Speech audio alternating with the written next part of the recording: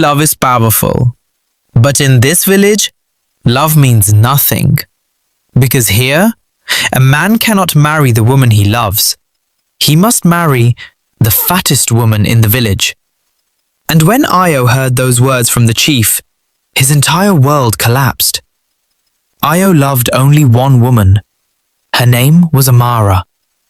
They had dreamed of a life together, a small house, children, and a future filled with laughter. But tradition is cruel.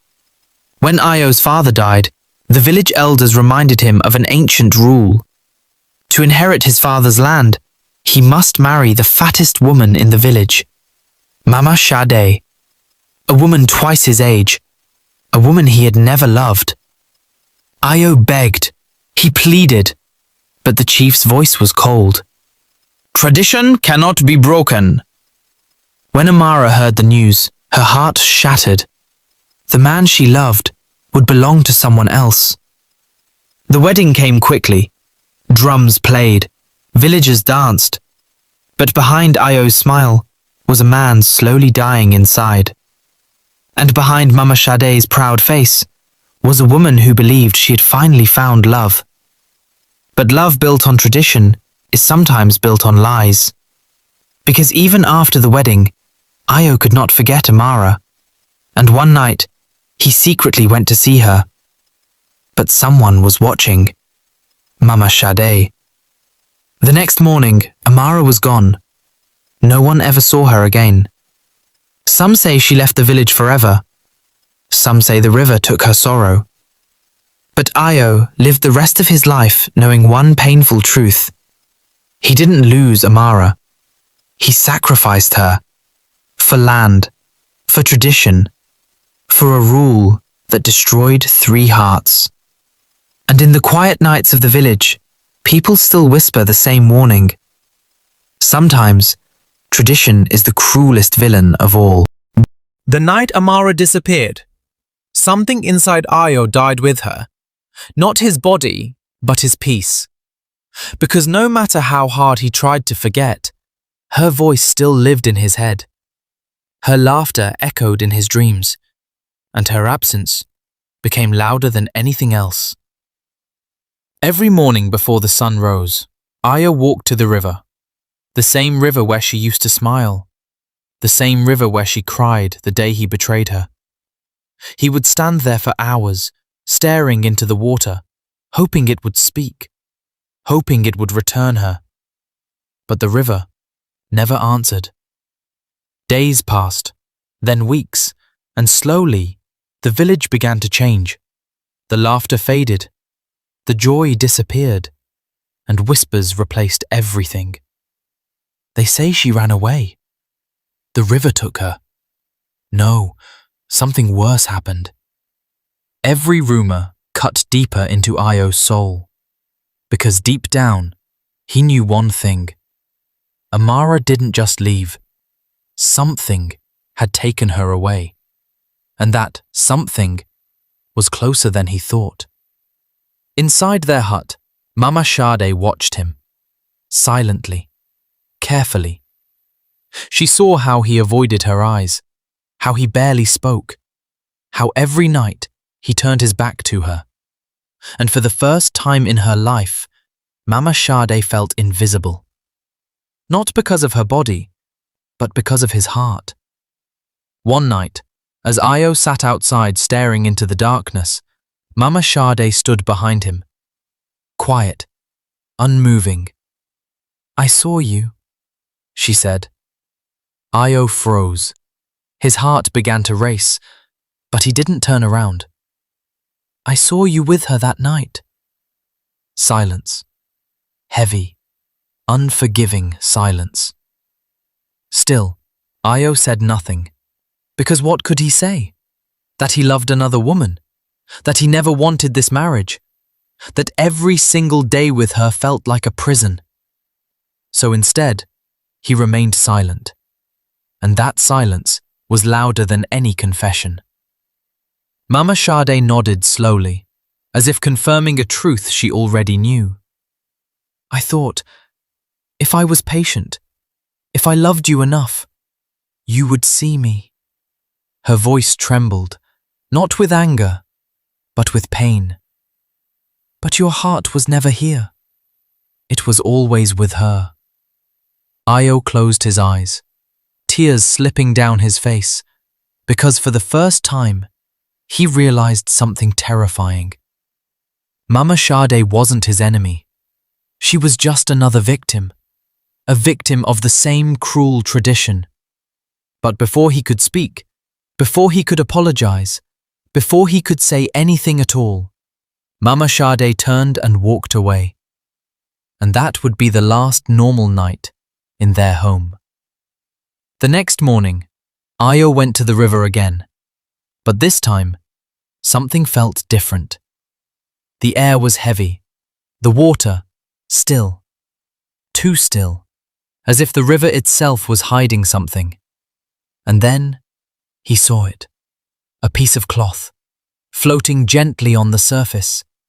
Familiar. Too familiar. His hands began to shake as he reached for it, and when he pulled it out, his heart shattered completely. It was Amara's wrapper, the one she wore the last night he saw her. Io fell to his knees, screaming, crying, breaking in a way he never had before, because now hope was gone, replaced by something worse. The chief sent for him, and when Io entered the hut, he knew immediately. Something was wrong. The chief's face was not stern, not powerful, but heavy, filled with something unexpected. Guilt. Io, he said quietly, there is something you must know. Io's chest tightened, his entire body tense, waiting, fearing. Years ago, before your father died, the elders changed the law. Io frowned, confused. The tradition was abolished. You were never required to marry Mama Sade. Silence. Dead. Unbelievable silence. Io blinked. Once. Twice. As if his mind refused to understand. No, he whispered. No, that's not possible. But the chief didn't look away. Your father knew. He wanted an alliance between families. So he kept the truth from you. And just like that, Io's world ended. Not slowly, not gently, but all at once. Everything he had sacrificed, everything he had destroyed, was for nothing. Amara was gone, for a lie. Io stumbled out of the hut, his legs weak, his mind broken, his soul empty. When he reached home, Mama Sade was lying on the floor, gasping, struggling to breathe, her body weak, her eyes fading. Io rushed to her side, panicked, afraid, but it was already too late. She looked at him, not with anger, not with hatred, but with something far more painful. Acceptance. I followed her, she whispered.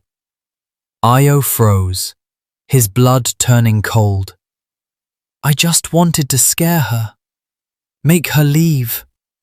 Tears rolled down her cheeks. But she ran.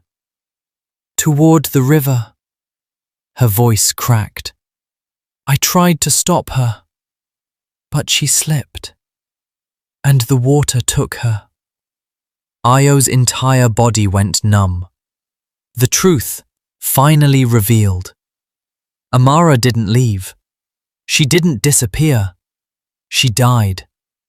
Because of fear, because of love, because of a broken system that trapped them all. Mama Sade reached for his hand, weakly. I never wanted this. I only wanted to be loved. Her grip loosened, her eyes slowly closing, and with one final breath, Mama Sade died, with tears in her eyes, and a heart that was never truly loved.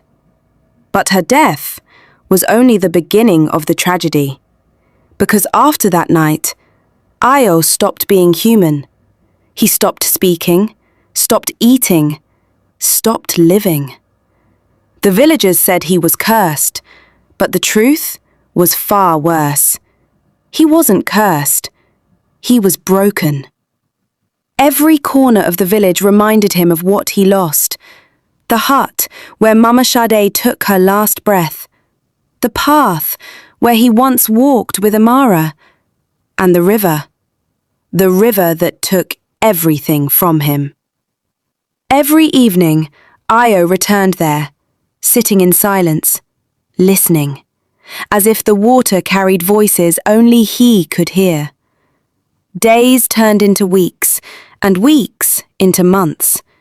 His body grew thinner, his eyes emptier. Until one day, the villagers noticed something strange. Io was smiling. Not a joyful smile, but the kind that makes people afraid.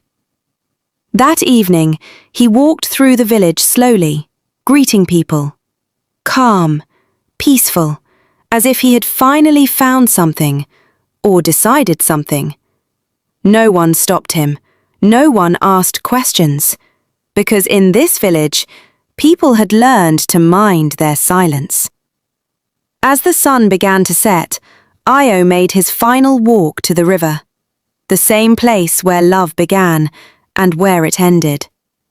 The wind was quiet, the water still, as if the world itself was holding its breath. Io stood at the edge, looking into the reflection staring back at him. A stranger, a man he no longer recognized, and for the first time in a long time, he spoke. Not loudly, not desperately, but softly. I'm coming. The next morning, the village woke to silence. No footsteps, no movement, no Io. At the riverbank, they found his footprints, leading to the water and stopping. Just stopping. No struggle, no return, only stillness and understanding. The river had taken him too. Some said it was madness, some said it was punishment. But the elders, they knew the truth. This was not just a story of love, or loss, or tradition. This was a story of consequences, because one lie destroyed 3 lives. A father's secret, a forced marriage, a love that was never allowed to live. Mama Sade died without being loved. Amara died because she was afraid. And Io died carrying both their ghosts. Now, in the quiet nights, when the wind moves through the trees, the villagers say you can still hear them. A woman crying, another whispering, and a man begging for forgiveness. But the river never answers, because some mistakes cannot be forgiven, and some endings can never be undone. So if you ever find yourself choosing between love and fear, choose carefully, because Io made the wrong choice, and it cost him everything.